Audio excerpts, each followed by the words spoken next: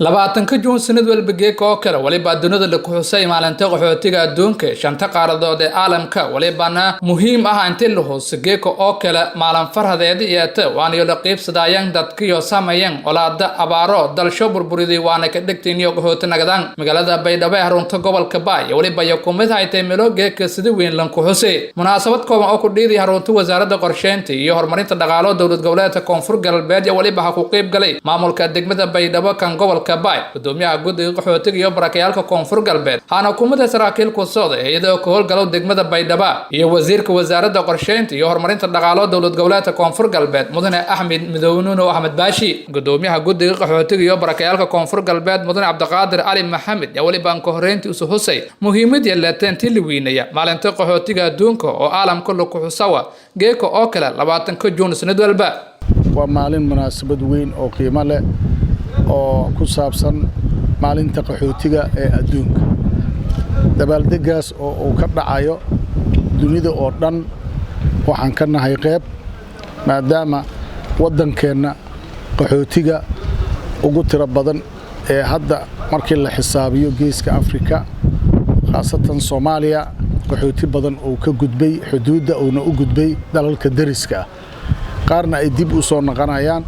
taasoo ay gacan ka geysato hay'adda qaramada midoobay marka la soo gaabiyo UNHCR waxaan maanta xusidaasi mudan aan uga qayb galnay xarunta madaxtooyada wasaaradda qorsheynta iyo maalgashiga annagoo meeshaasi noo aheeday barta aan maanta ku kulansaneen oo aan ku qabanay kulankaasi oo xusida mudan waxaan warkaygii aan u wareejinayaa mas'uuliyiinta ka soo qayb gashay sida wasiirka wasaaradda qorsheynta iyo maalgashiga mudane Axmed iyo kusimaha gudoomiyaha gobolka ahna ku xigeenka mudane Maxamed Jibriil gudoomiye ku xigeenka arrimaha bulshada degmada Baydhabo Aadan Ali Aadan Araba iyo kusimaha gudoomiyaha gobolka Baay ana gudoomiye ku xigeenka siyaasadda gobolka Baay Maxamed Jibriil waliba Hussein inay si wada jir ah ku qayb qaada weynayowka maalinta qaxootiga marka runtii walilanaha aran oo taariikhi ah way aran oo eed may waha ambaahan weynayo ambaahan maadaama dadkan meel walbiyo dalka dibadiisa meel walba qaxootiga ku jarta marka insha Allah walilanaha hanuun ka dheeradana mas'uuliyiintan dhaafana maamulka degmada doonaan arantii hayti giba ku eena oo aan runtii safaylaan weyninka zoomi doomiyaha anoo ka hadalaw maamulka afka maamulka gobolka Baay maalintan weyn oo maalinta qaxootiga adduunka ah iyada meelahaas diyaaran in ku qayb qaadana waan kambaliyeen maalintii weynayana waayo hata adduunyada runtii qaxooti badan maalinta ka dambeeyay qaxootiga ziyaada ay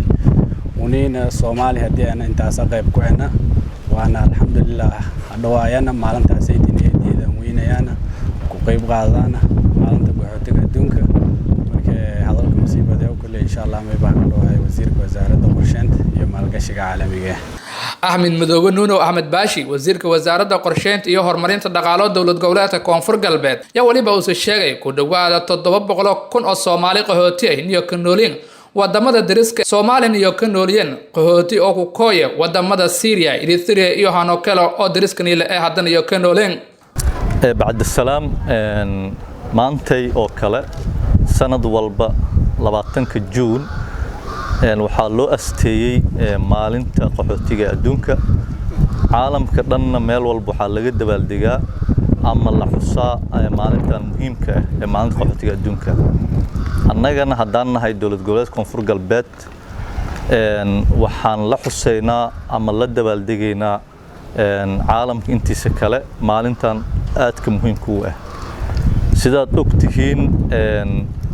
haddeer dad lagu qiyaasay 25,000 oo ka kala yimid wadamada dariska aan nahay Ethiopia, Eritrea, Yemen iyo wadamo kale ayaa qaxooti ku ah ee Soomaaliya gudaheeda sidoo kale dad lagu qiyaasay 3 milyan oo Soomaali ah dunida daafaheeda shanta qaaradood qaxooti ku ah oo ugu badan wadamada dariska aan nahay oo dad loo qiyaasay 700 oo kun oo qof oo Soomaali ah ayaa qaxooti ku ah oo daruufo kala duwan ku nool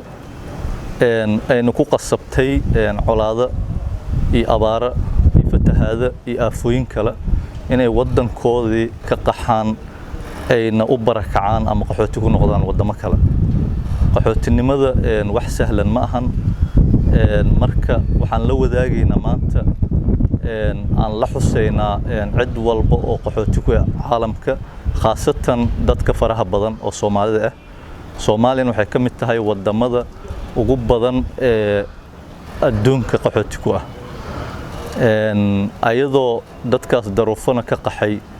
wadamo ee luqadooda aysan garanayn ay u qaxaan daruufo adagna ay ku nool yihiin haddana dadka qaxootiga meel walba ay joogaan waxay la imaadaan adkaysi fara badan firfircooni iyo waxqabad fara badan ayagoo inta ay maarayaan noloshooda ma ahane wadamada ay u qaxeen oo soo dhaweeyay ka muujiyo waxqabad fara badan ka mid noqdo bulshadaas ka mid noqdo shaqaalaha dhaqaatiirta injineerada ardayda wax ka barato qaarkoodna aad ogtihiin u soo laabto wadamadooda lana soo laabto aqoon iyo xirfad iyo dhaqaale wax badanna ka bedela wadamada ay marka hore ka qaxeen ee qaxootinimada uga qaxeen marka annagoo la qaybsanayno dhibaatada qaxootiga meel walba joogo haddana waxaan la dabaaldegaynaa horumarka ee qaxootiga dadka ay sameeyaan ayagoo daruufahaas haysta haddana marka waxaan aad ugu mahadcelinayaa gudoomiyaha guddiga qaxootiga barakacyaalka koonfur galbeed iyo tiimkiisa oo xaqiiqdii muujiyay shaqo adag iyo inay wax badan ka qabtaan arrimaha loo igmaday wada shaqaynta fiican oo naga dhaxayso waxaa kale aan rabaa inaan u mahadceliyo hay'adda qaxootiga caalamiga UNHCR oo ayagana meel walba adduunka muddo ka badan 70 sano wax ka qabanaya arrimaha qaxootiga wax badanna ka qabtay haddana u diyaar inay wax ka qabtaan marka aad u mahadsantihiin assalaamu calaykum waraxmatullaahi wabarakaatuh 20 Juun sanad walba waliba qulubta dadka qaxootiga oo yo saameeyay abaaro iyo olaada dalsho iyo kanool dalalka kale iyo kuwiina in la wiinay waana ku qayb qaadada salan fahansiye wada jirka horumariyowka arrimo qaxootiga Ibrahim Xasan Ali warbaahinta koonfur galbeed Baydhabo